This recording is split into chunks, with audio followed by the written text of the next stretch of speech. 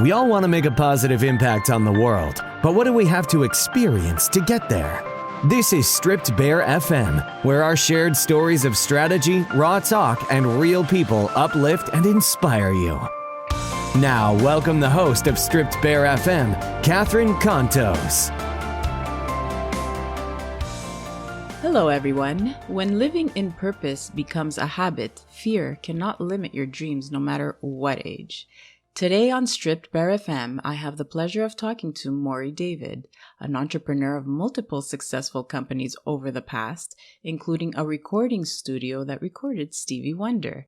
He is a best-selling author of 3 children's books named The Chase, The Ghost of Shepherd's Inn, and his latest named Cosmo, which is currently on its way to become a major motion picture. He is also a producer of multiple shows on the Blue TV network. Let's take a moment right here to inform my listeners that they can benefit from learning different strategies on scaling both their life and their career by booking a quick consultation with me directly via my site, catherinecontos.com. Now back to our guest. Welcome, Morry. Are you ready for some raw talk? I am more than ready. I'm very happy to be on your show, and I can't wait to have a wonderful discussion with you. So am I. I am so happy to have you here today, Morry. You have had so many businesses and throughout it all, very successful. And then at one point later on in life, you decided to write a book, and then 2. And then 3. And now you're looking at having one of your latest book, Cosmo, become a major motion picture. What was it that shifted you in that mindset to start writing books? Well, it's an interesting story. You know, when I grew up, I was used to reading a lot. I read Nancy Drew as a guy, but I found that very interesting. I read the Hardy Boys. I couldn't read enough. I actually read every book. My parents had bought the Encyclopedia Britannica, and I started at book 1, and I read every single book. I didn't understand everything, but I had to read it. So I read thousands of pages of information, which some of it stuck and some of it didn't. But the reason I started writing was because as my son was growing up and my daughter was growing up, I found that they didn't have what I thought was the proper thing to read. There were certainly books out there, but some of the books, like Goosebumps, which was written to scare the heck out of kids, we put them to sleep, asking them to, not have nightmares. And right before they went to sleep, they would read books that would cause them to have nightmares. I thought that was kind of an odd thing. Okay. And I said to my wife, where are all the books? And Harry Potter was just coming out. And I said, there's got to be more than just fantasy. There has to be something else. And there wasn't. And I decided, well, maybe I should just write. So I actually started writing because I wanted to write a book that my children would like to read. And I actually started 20 years ago. Now, at that time, 20 years ago, we didn't really have too much of the internet. It was kind of a baby type, technology. We certainly didn't have smartphones. And when you wanted to publish a book, we didn't have Amazon. You had to contact a publisher by mail, okay, and send them your manuscript.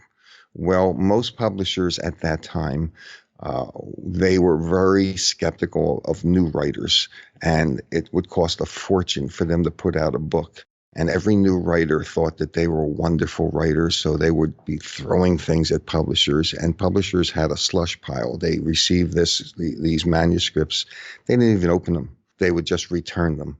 And after 600 publishers returned my manuscripts, I was wondering what I was doing wrong. And 2 or 3 of the publishers had said that they only accept manuscripts through agents. I said, oh, well, this is new. Maybe I should be looking at agents. So I found a book on agents, and I started to contact every agent. And their answer to me was, we'd be happy to take you on as a client once you are published. And I thought to myself, well, gee, how does that work? Yeah, what's the point of that?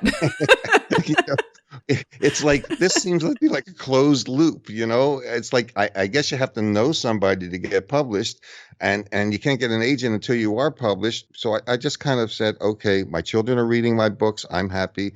And I actually wrote about 12 manuscripts, and I put them all in a drawer and left them alone. Because when you get 600 rejections and another 200 rejections from agents, you feel that I've had enough rejection in my Well, you know life. what? That's a lot of perseverance too. That's a lot of rejections. You have a a lot of patience and to be able to handle all those rejections. That's a lot. Worry. And costly, because to send Very. out a manuscript to a publisher would cost about, at that time, $6 to $10. So I Oh spent wow. perhaps $6,000, okay, in mailing things back and forth. Okay, it was crazy, because I mailed two manuscripts, three manuscripts to the same publisher. I was crazy. So I put everything away, and a couple of years ago, we were sitting with some friends and we were talking about books, and my wife had mentioned to one of our friends that, I'm a writer.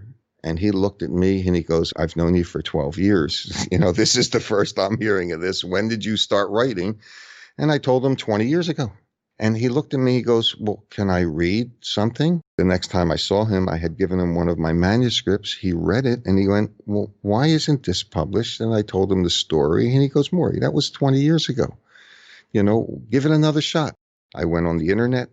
I picked 4 publishers that looked interesting, only 4, and didn't mail to them. I just sent them a letter saying, I have some of these things. These are the synopsis. This is my bio.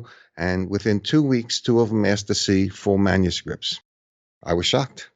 I sent them the manuscripts. 2 weeks later, I received 2 contracts in the mail.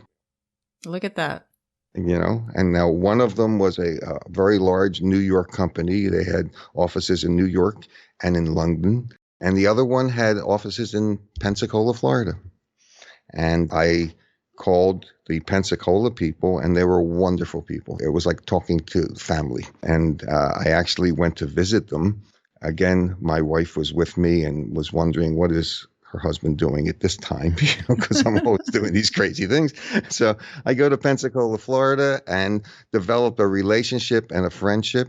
When the book was first manufactured or published, the people from Indigo River Publishing, that was the publishing company, they wanted to handle marketing, and I said, no, I'll do that myself. And they just looked at me and said, well, what do you know about publishing? I said, nothing, but I know a lot about marketing.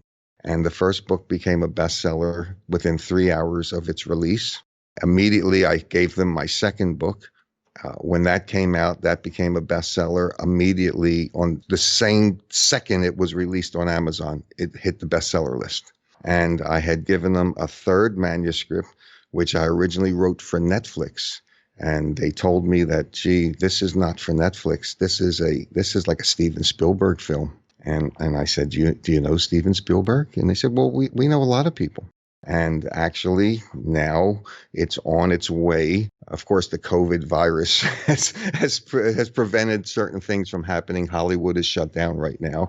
And some of the meetings with Simon & Schuster and Paramount Pictures and these top-end producers have been postponed. But nevertheless, we're on our way. And it all started because my kids had nothing to read. Look at that, and it took 20 years. And you said you had 12 manuscripts, so that means you have a lot more books coming. Is that correct? I have so many books here that I actually chose the ones that I thought were the best. Now, Cosmo, that was a recent book, and The Ghost of Shepherd's Inn was a recent book. The Chase I had written 20 years ago, and when I wrote The Ghost of Shepherd's Inn, that was a sequel.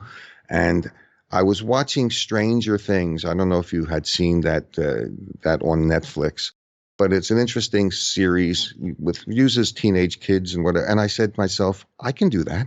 And my wife finally believed me, and she says, yes, you can. Why don't you write something for Netflix? And that was Cosmo. Cosmo is a combination of E.T. and Men in Black and a dog story. And I tried to take the best features of all of that, and just to give you maybe a little intro of Cosmo, there's an entity that lives in another galaxy, and it's 65 million years ahead of us on Earth. The only problem is, on his world, he's the last of his kind, and his world is dying because the sun in his galaxy is dying.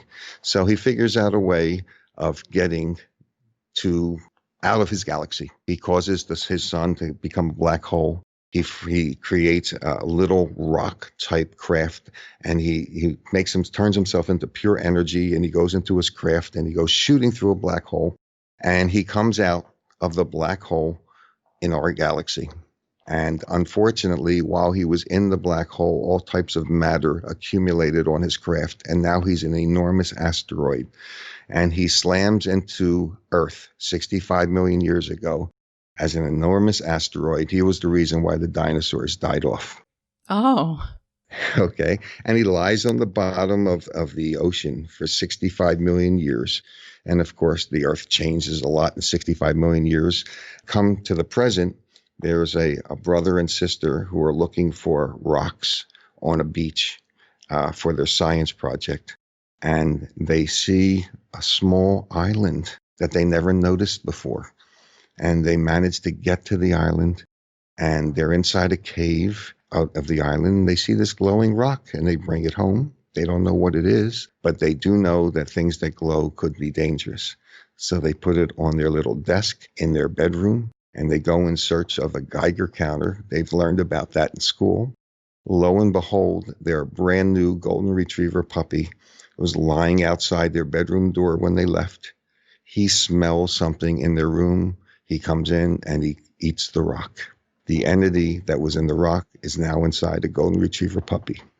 So what we have here is we have E.T. stuck inside of a golden retriever puppy. Oh my God. You know what? These innocent movies, and I call them innocent because none of these exist anymore, I find. I don't see movies that are really family, like E.T. It's long overdue, Morry. And this sounds like a wonderful book and a wonderful movie in the making. Well, this is why the publisher, Dan Vega, he had turned to me and he said, Morry, you don't understand what you have here. He said, I know you wrote this for Netflix, and we can always go to Netflix and do a movie there or Amazon Prime in their video section. But this is really the second version of E.T. Although it's not E.T., it's a modern day version of E.T.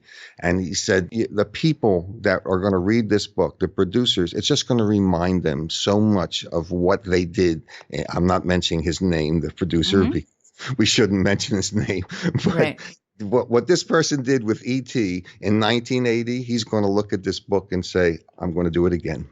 I don't see a better time than now because it kind of feels like a safe place. It feels like home, you know? Like for me, because I grew up during the era of the E.T. and the E.T. movie, and it feels like a safe place for me.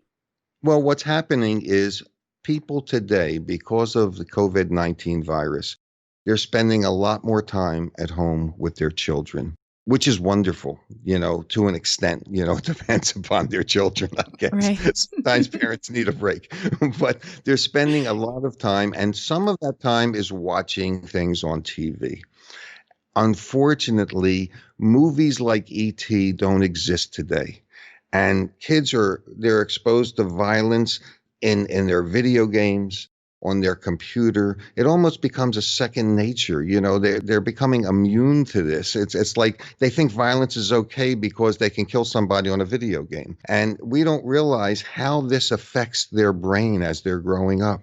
There has to be a balance. We have to show them other forms of entertainment that they will find that they like, okay, and to offset some of the other things that they're doing. And unfortunately, Hollywood isn't giving them that. And parents are realizing that as they're watching things for TV, they're cringing, saying, "Oh my God, I can't believe we're watching this," and because they didn't realize there was going to be curse words or sexual situations. They don't want their children to see this kind of thing. Okay, and this is why we're hoping that Cosmo is going to fit the bill. I think it will, because that's happened to me many times where I'm watching something and I'm like, "Oh God, no!" What are they showing? My poor child. and you know what? We find out that it doesn't affect them as much as it affects us.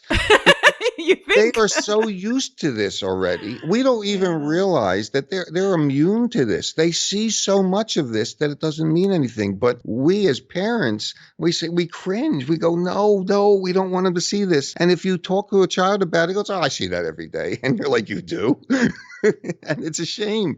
They're our babies. We want to protect them. So, Morry, tell me, what is it in your character, in your personality? Give us some insight about you and what has compelled you throughout your life to be so successful in your businesses and to keep dreaming. Like even now, I believe you're how old right now, Morry? Right. 69. Hopefully I'll be 70 in a couple of months if my wife lets me live that long.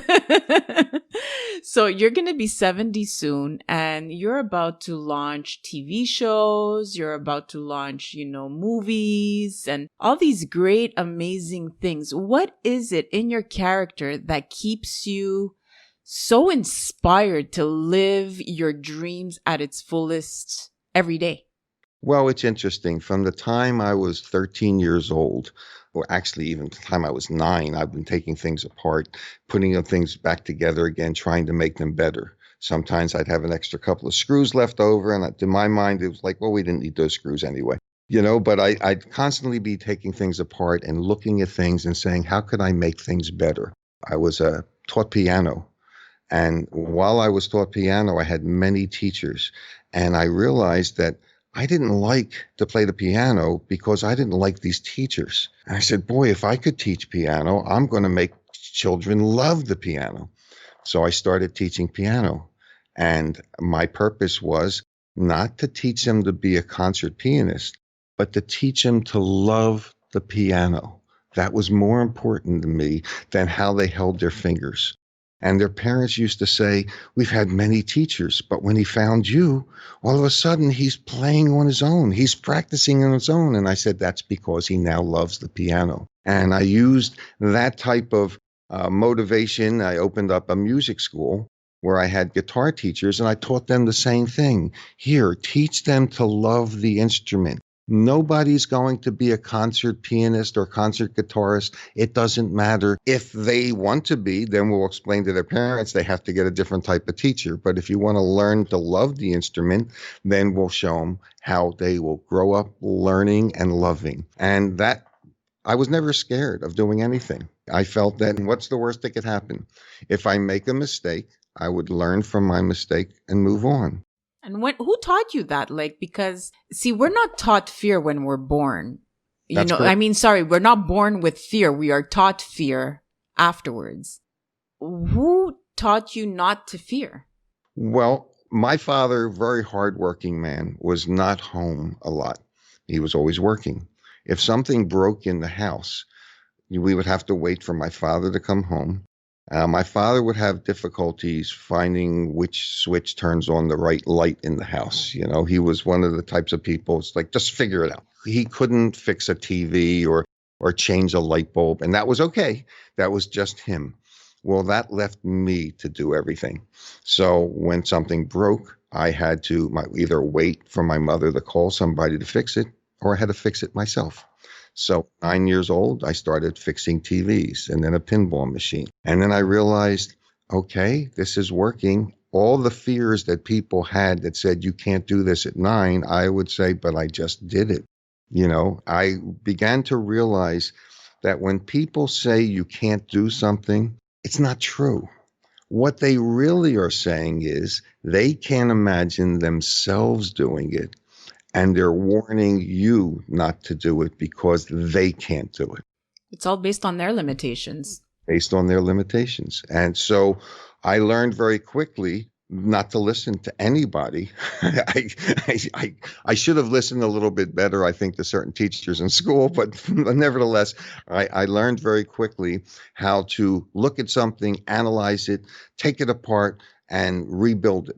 And it didn't matter what I did. I figured if it didn't work, okay, I just learned from that and I'll move on. And so, when I was 18 years old, I had said to my father, he was watching me with some blueprints on the dining room table, and he goes, what's this? I said, it's a recording studio.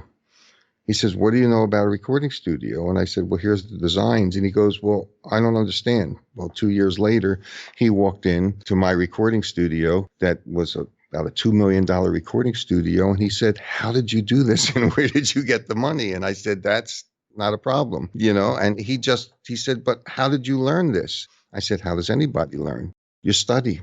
I have a question. How did you do it without Google? Yeah.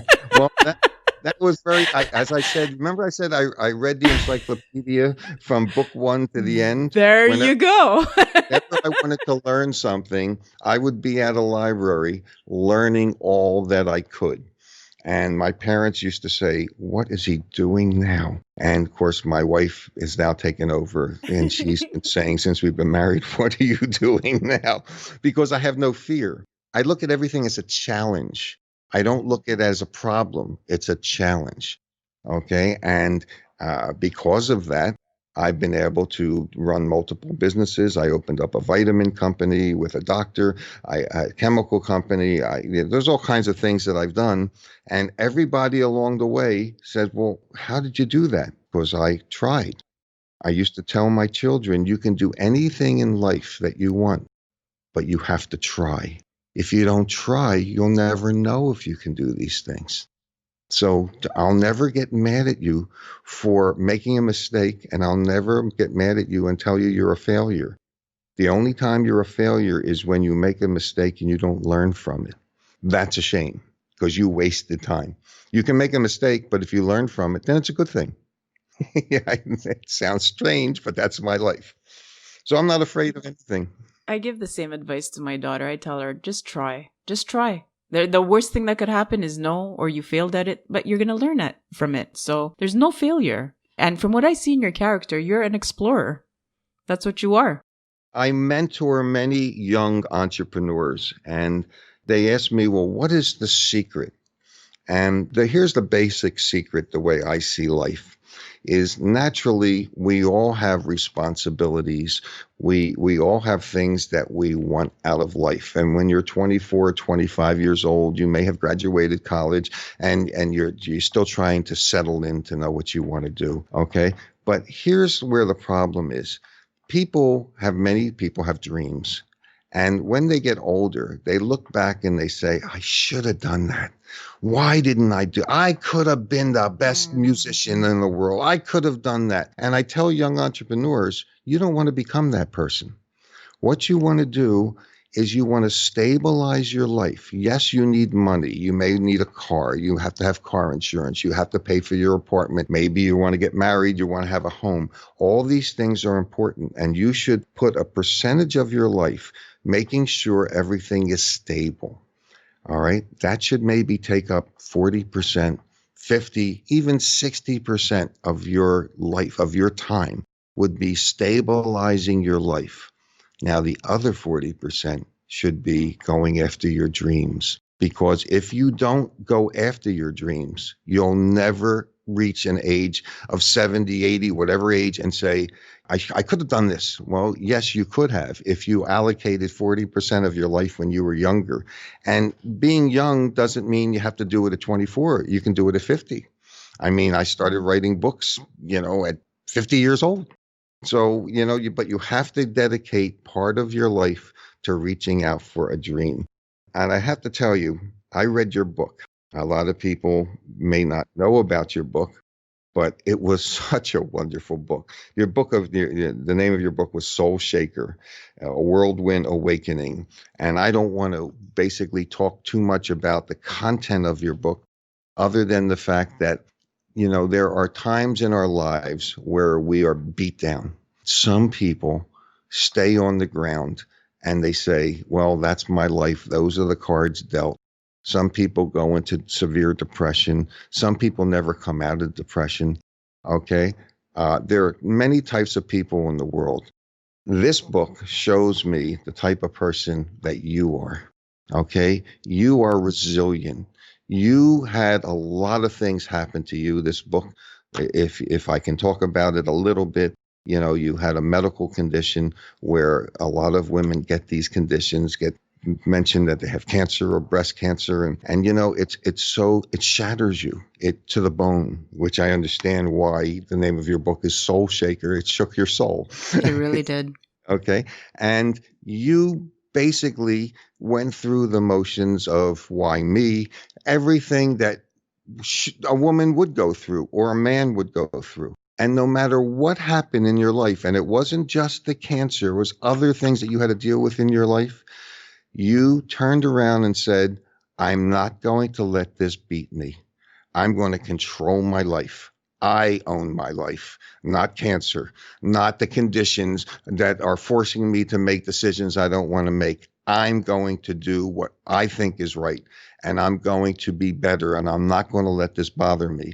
And you're my hero, because that's what this book is about. And every woman that has been told by a doctor that she has a medical condition, has cancer, any man, after reading this book, it will give them such an uplifting spirit that it's a must. I'm going to do whatever I can to promote your book, because it's something that people have to read. It'll make the difference in their life. It'll make them stand up and say, I control my life.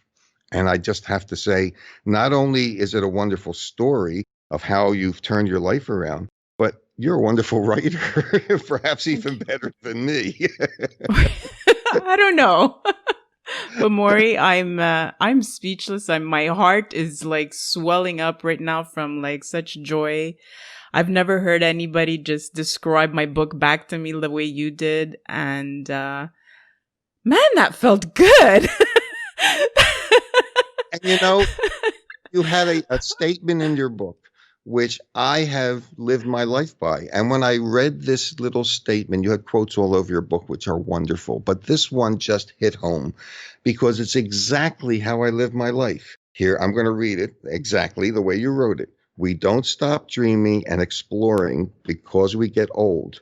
We get old because we stop dreaming and exploring. And that is the key factor of why I am the way I am. When I read that quote, my brain just blew up. It actually describes you to the T. Yeah.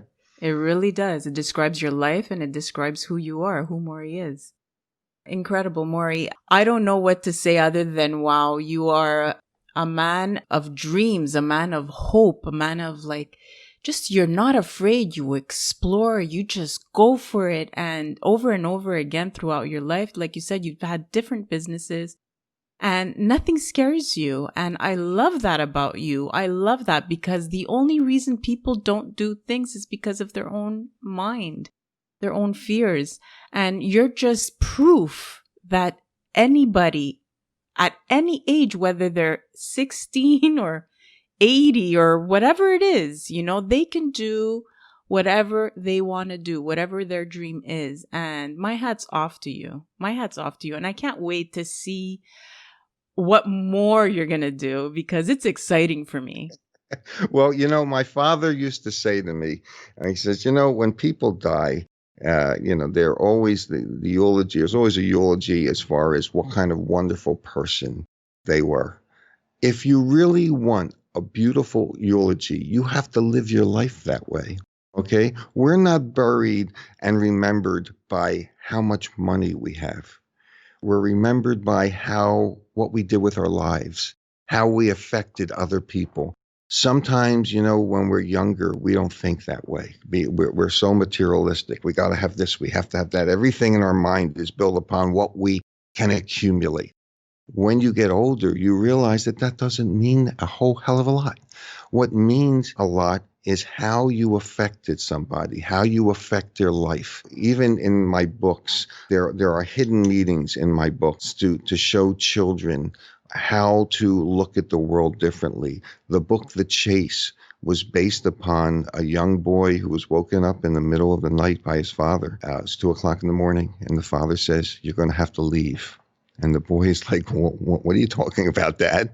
And he goes to turn on the light, and the father pulls the cord out. And so the room is still dark. And he takes the son's hockey bag and unloads all the equipment and starts putting clothing in it. And he hands it to his son. He says, and you have to go out the bedroom window. And the son is like, Dad, what's going on? And basically, the father's pushing him out the window. So the son walks across a little roof and down a tree, and he's in the yard, and he sees his father at the window. The father keeps on waving him away. So the son walks to the edge of his property, and all of a sudden he hears a noise, and he turns around, and his house blows up. Now he's 13 years old. He now has no home, no parents, no place to go, hockey bag full of clothing, and doesn't know what to do. All right. Now imagine a 13-year-old having this happen in his life. And he finds out that his friends are being kidnapped. He has no idea what's going on, and he actually works it through. And it actually has a good ending. But nevertheless, I wanted to put a 13-year-old in a situation that's so bad that another 13-year-old reading this book would say, my life is not as bad as this kid's, and if he works it out, then what's ever wrong with my life, I can work out as well. So all my books have little meanings because I try to teach children of all ages, okay, that nothing is as bad as it seems at the moment. And that's basically what your book was about. The adult version, the 18 plus version. So it shows we have a lot in common. We should probably write a book together. Well, that'll be fun. Morry, you are such an inspiration for me, for my listeners, for anybody of all ages. I'm really honored that you were here today and giving us this time to just feed off your knowledge and your experiences.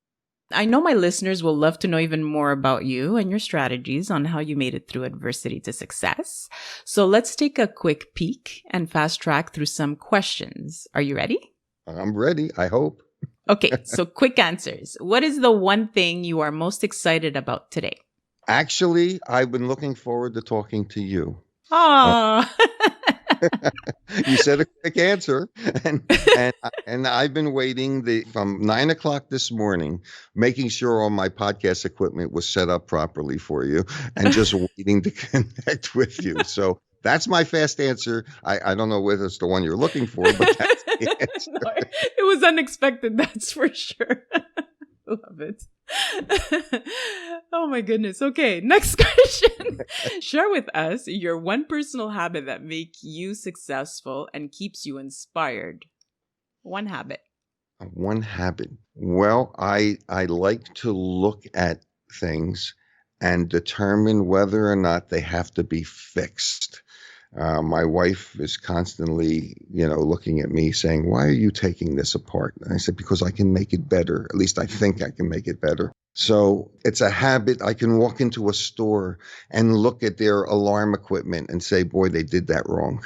Or their smoke detector. It's one of my other businesses. Their smoke detector's in the wrong place, And or on TV, where I'm watching something on TV, sometimes you'll see a person wearing a tie, and 4 seconds later, on a different camera view, he's not wearing the tie. And then 4 seconds later, he is. Well, my wife and I will point that out and say, was anybody paying attention to what was going on there? So we're always trying to make things better. Does that answer that question? I don't know. You're a daily problem solver or minute by minute. All the time. Oh, yeah. Yeah, you're always thinking. You're always thinking on how to make things better. That's amazing. So what book would you recommend to our SB listeners and why? Well, I certainly would like to promote my own books, The Chase and The Ghost of Shepherd's Inn. They're available under my pen name, M. David, on Amazon. They both are bestsellers. And my third favorite book, yes, I'm going to read it to you. It's called Soul Shaker by Catherine Contos.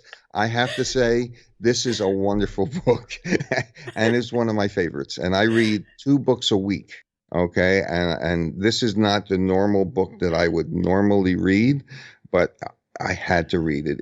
I couldn't stop. It was great. And I just will do anything I can to help you get other people to read your book.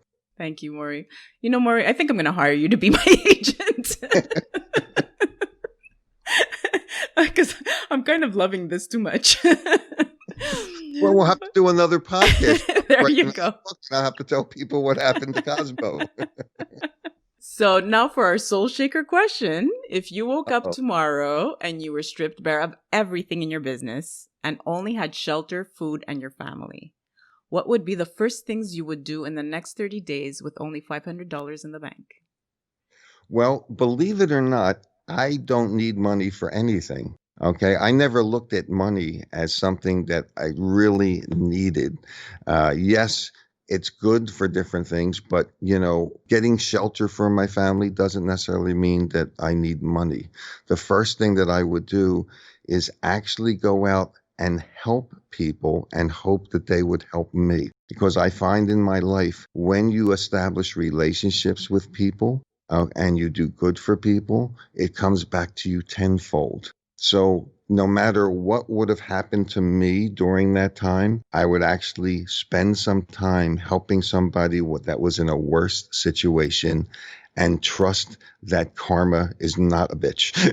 That karma will come back and help me tenfold. And it's really odd to think that you'd go help somebody else, but I'd be okay. But I'm not sure that other person would without my help. So that's what I try. You're incredible. Thank you. That's a great, great statement and something that everybody should do, period. Whether they have money or not, right? Just help each other. It's easiest thing to do. First of all, this virus has taught us so many things, okay? And it's changed our outlook on life. You maybe would never go to a neighbor that was older and say, listen, you want me to pick up something for you at the market? That wouldn't be something that we would have even thought about 6 months ago.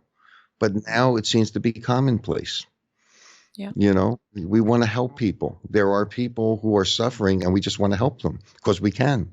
And I think the virus has basically shown us a different side of humanity. A less materialistic one. Sure. I'm saying we need that. Occasionally we have to be slapped in the face. Absolutely. Morry, on a last and final note, what's one takeaway message my listeners need to hear today? Okay. Never let fear paralyze you. The things that make one person successful and another person not successful is knowledge or their lack of knowledge and their fear. There's nothing in this life that we should really fear. Yes, we should not jump off a bridge. There are certain things that, you don't put your hand in a 450-degree oven to withdraw your dinner. You need an oven mitt or whatever. But simple things that paralyze us every day, okay, don't have to if we actually look at what is it that we fear. And if we decide to really not pay attention to the fears of other people and just use our guts and think about what knowledge is necessary to take it to the next level, knowledge is easy today to get. So anybody that has a dream shouldn't have to worry about, gee, it won't work. It'll never work if they don't try it. So my answer to people is don't let your fears prevent you from pursuing a dream. Great message, Morry. Thank you. What's the best way my listeners can connect with you, or how can they connect with you? Well, they can go on Facebook. I have one of my pages on Facebook is M. David, best-selling author. My publisher thought it was best I label it that way. Okay. They can also email me at MORRY, D as in dog, A Victor, V, DAV, at yahoo.com. And anybody that wants to talk to me, I'd be happy to, I answer all my emails. I just feel at my stage in life, if there's anything I can do to help somebody to make their life better, that makes me feel wonderful. So, I'm the type of person I prefer to give something than to get something. Morry, thank you so much for sharing with us your stripped bare story. I am asking to all my listeners to go out and get those books for your children and look out for Cosmo and all of his great shows that are going to be coming up on Blue TV network. Morry, thank you for being here today. I appreciate the time you took to be with us today and to share all this valuable knowledge with us. Well, it was my pleasure to talk to you. And of course, after reading your wonderful book, I have to look better at my writing and see if I can become a writer as good as you. Of course, we wrote about two different things, but it's so nice and refreshing to read something. I read a lot of books, and to read something that was done in a professional way, and it was so profound. And you plugged my book, and I have to do it again because it's that important that Soul Shaker should be read by any woman that has any medical condition. It would certainly help them go through it, and I highly recommend it. Thank you, Morry. Thank you. Thank you for being here. And thank you. That's all for this episode of Stripped Bare FM. Start living your best life. Head to CatherineContos.com for more information and resources, as well as ways to connect with Catherine directly. That's available exclusively on CatherineWithAC, KONTOS.com.